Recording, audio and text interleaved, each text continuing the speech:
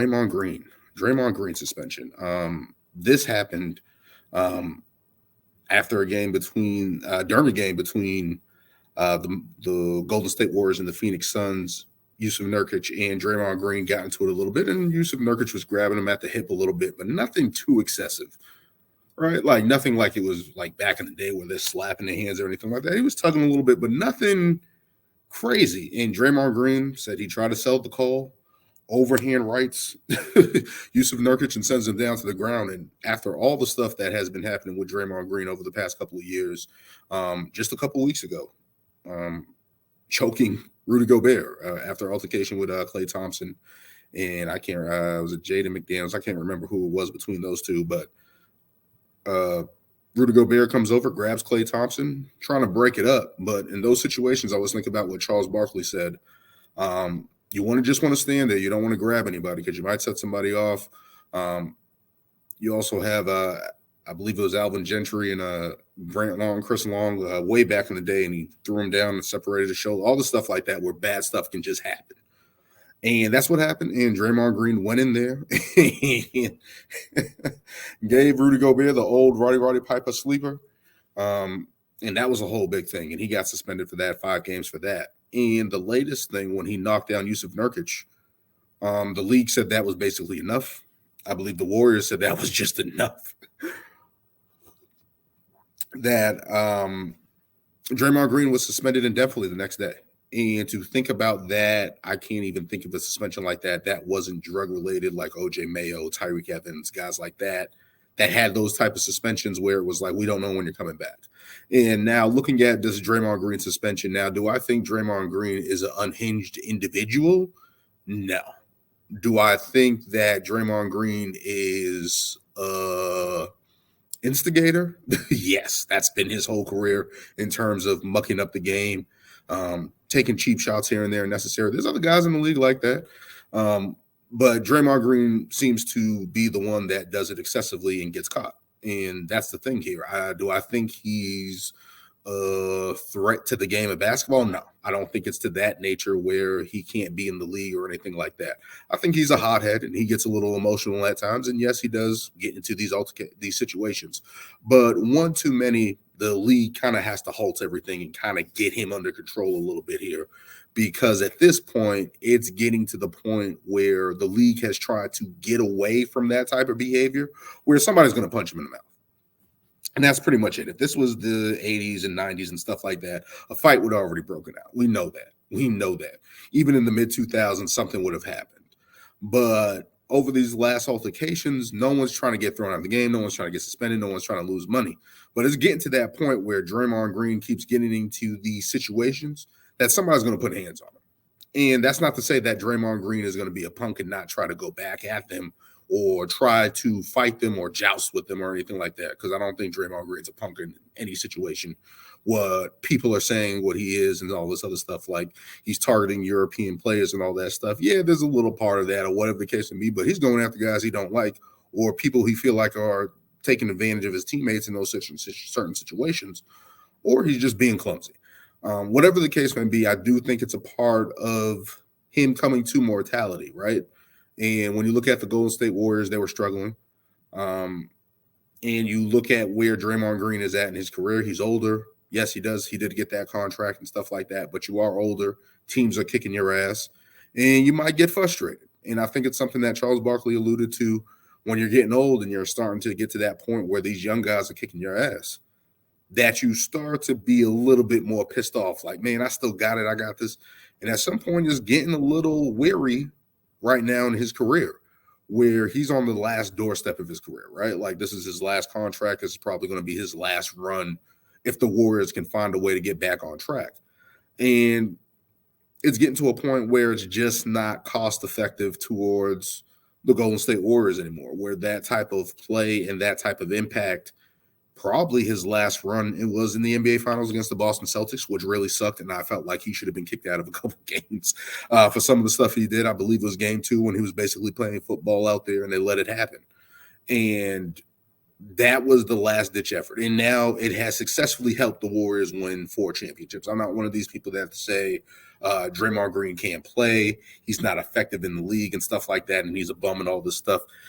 He's actually averaging the highest points per game, I believe, since 2017, 2018 season at nearly 10 a game. So he's bringing back his scoring up. The passing is there. The rebounding is there. He's around his numbers overall. He's shooting the ball the best in his career. Maybe that's because of the lower amount of games he has played, but he is shooting the ball really well. So there's something there to Draymond Green wanting to stay around in the league, wanting to stay on the Warriors, wanting to be vital to the Warriors. But his actions, he has to be really careful as he's going through this suspension, because during this suspension, the Warriors were 9-13 under 500, looking like they were struggling. They have been 7-6 without Draymond Green. Think about that. 7-6 without Draymond Green. So that's 13 games he's missed on the season.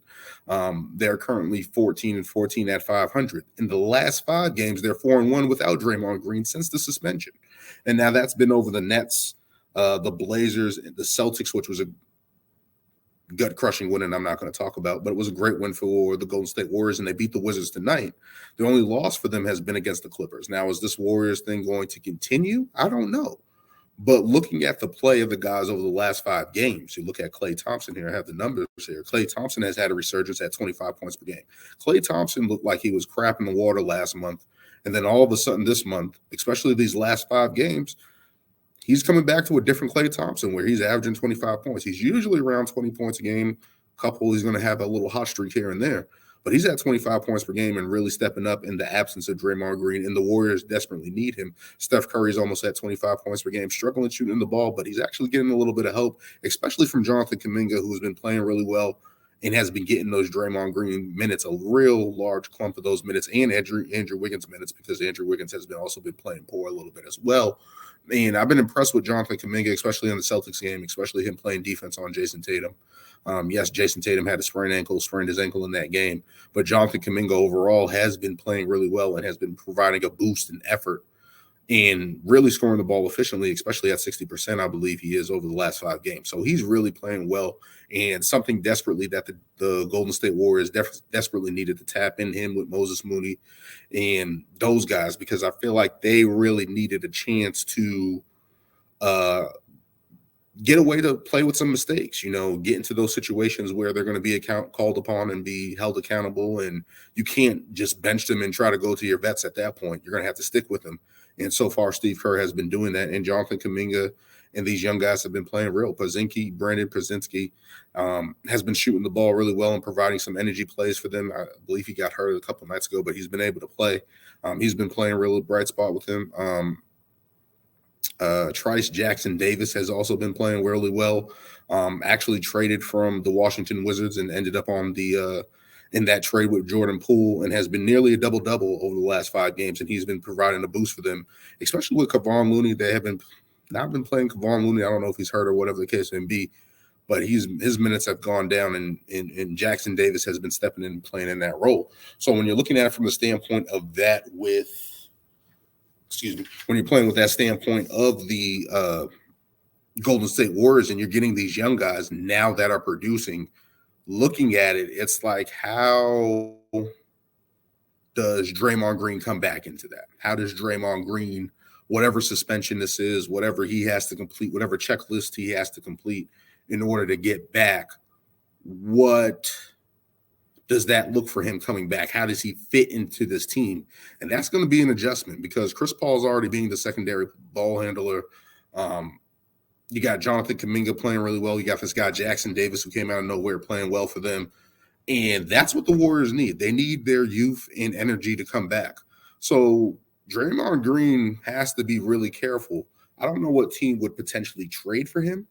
I know there'll be a couple teams out there that will take a shot at him and stuff like that. But if he's going to stay back and see how this Warriors thing comes back, whenever he comes back, people are saying it's going to be 20 games. If the Warriors can even be above 500 at that point in time when Draymond comes back, that's a big, significant thing in the Western Conference right now, where they're desperately needing wins. They're outside the playing tournament right now, the playing game right now. So to think about that, where we are in the start of the season, it's a long NBA season. As I said earlier in the other part of this episode, there's roughly 55 games left of the NBA season.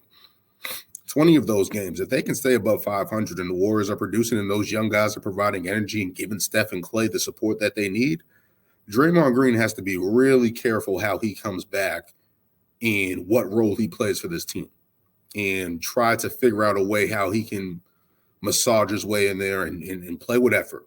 Maybe continue shooting the ball well, be another playmaker with the ball, be a type of Boris Diaw type player. How Boris Diaw was for the Spurs with less kicking and choking and hitting and punching and belligerence on the court towards the refs. But if he can come back and play that type of role for the Warriors, where he can kind of really shoot the ball and improve his shooting and hit those spot-up threes, or just alleviate the pressure off the front line like that, that's the role Draymond can come back and play for, I'm thinking, in terms of what this team needs. Other than that, his usefulness on this team is going to be slim to none, because these other young guys are really stepping up right now and are less expensive and paying dividends so far for the Warriors in the last 5 games. So there's that. There's that for the Golden State Warriors. Don't forget to like, comment, and subscribe as always. Let's move on.